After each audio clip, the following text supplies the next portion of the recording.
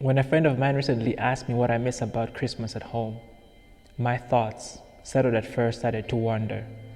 On a mission to locate lost memories, my brain switched on like a transponder. Even though I was right there in the room with him, I was gone. Stolen by time and held captive by childhood memories, I was a willing prisoner. Like a bird that had just learned how to fly, I wanted to get lost in my thoughts and never return to the ground. Christmas is a loud noise that a quiet house makes when everyone is back together again. All the bustle, even though chaotic, gives peace you just can't explain. Christmas is a mother's face, warm as a summer sun as she welcomes us home. Her mere smile pierces into every heart and calms any raging storm. Christmas is a soft blanket of freshly fallen snow, as the sky decorates the ground in such a glorious display. Christmas is a smile on everyone's face as we all unwrap our presents. The realization that the greatest gift is actually their presence.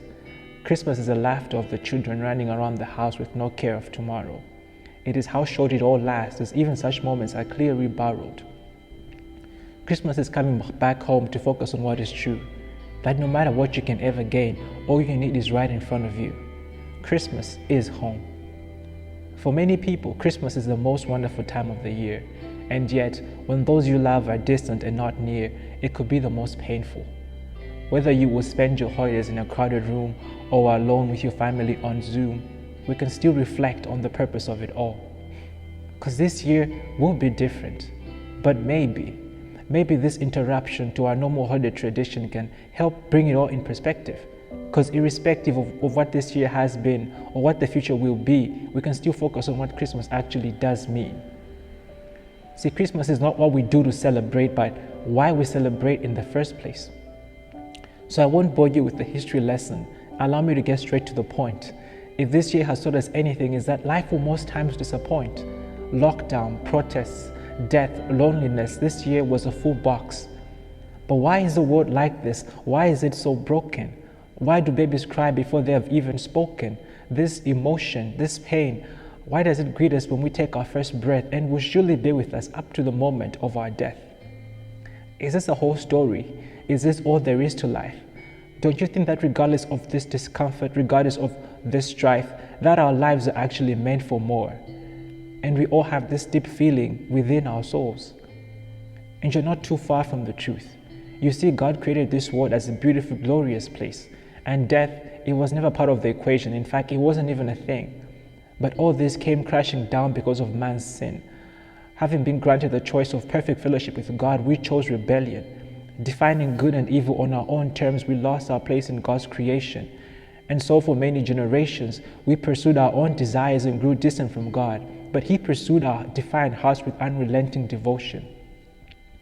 And so one dark night, in a village no one ever thought about, through a baby in a barn, with shepherds and some Eastern men with crowns, God showed up. The Savior of the world had come, and even though no one paid attention, the heavens rejoiced with shouts of celebration. For this little boy was the fulfillment of all our expectations. This is Christmas, that God came to us. God, the creator of the universe, yet the uncreated one, author of life and still self-existing, holding all nature in His hands, yet self-sustaining, transcendent, beyond all our comprehension and loftiest understanding, eternal, present before there was even a past, and He will outlast any and all things.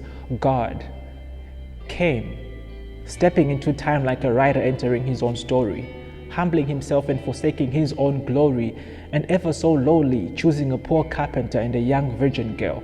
God came to us. We are but frail, finite, dust, vapor, limited, yet loved by a God who is infinite. Who is man that you're mindful of Him? See, Christmas is a love story that is one of a kind, orchestrated in a way that will blow your mind.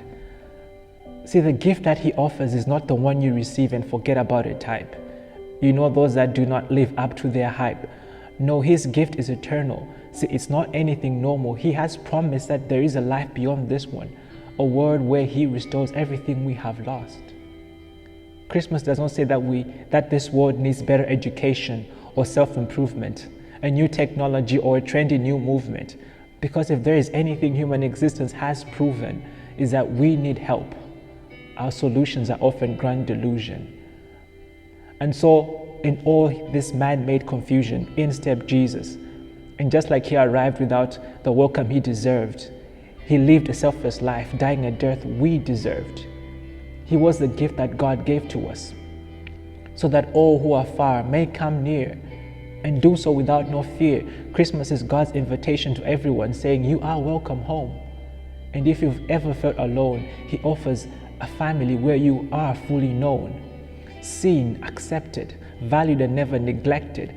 Come as you are, no matter the nation. Strangers becoming friends, enemies are reconciled. His love breaking down any wall of division, weaving every strand and color into a glorious tapestry. Our lives a beautiful canvas of his majesty. That is his invitation to you this Christmas. An invitation to peace and hope, to a promise that lives on beyond this life into a new world where he will restore all we have lost, and we will not be searching anymore, for we will be at home with him.